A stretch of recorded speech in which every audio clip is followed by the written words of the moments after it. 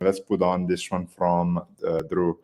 I don't know if you can read it down. A very difficult part is to figure out the DTE for the trades. So how do you come up with the expirations that you look for, and what is your process there? Yes, as I told you, I try to sell volatility and I try to sell theta. And what you are implying most probably is you want to have theta either on your side, or if you are buying, this works against you. So I won't advertise the results of a certain brokerage firm, but for myself, I've seen longer durations.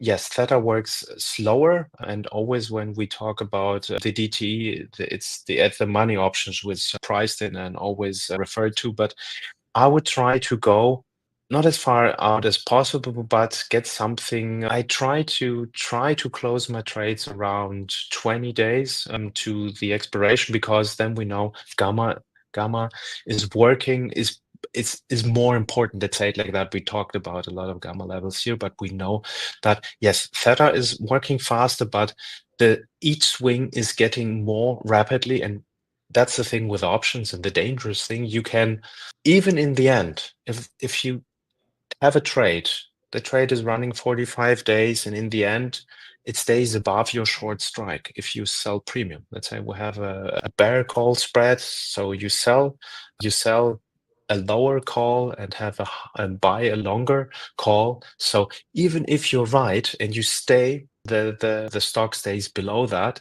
then the problem is in the end that if your short strike is breached, you might get exercised. And that has happened to me too, even if it's a risk-defined trade. So I like to have time.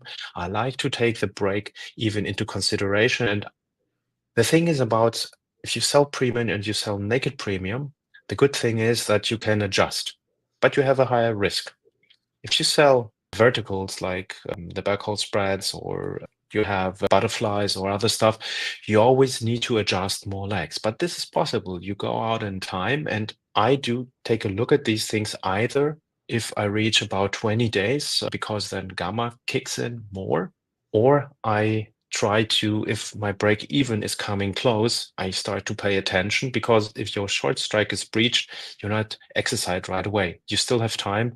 Maybe it swings back, and that's where I get great help from the MenthorQ levels. I will take a look at the 5-day swing model. Has something shifted rapidly if I have a bullish trade on? So if my long-term bias is still bullish, but the trade is working against me, then I might close the trade or take it out of time if my bias and my direction is still right. So that's why, if you ask me, for premium sellers, around 50 days, 60 days is something which has worked well, even longer ones if you have the right swing. If you buy options, then time is working against you. Then you want volatility on your side. So you want low volatility.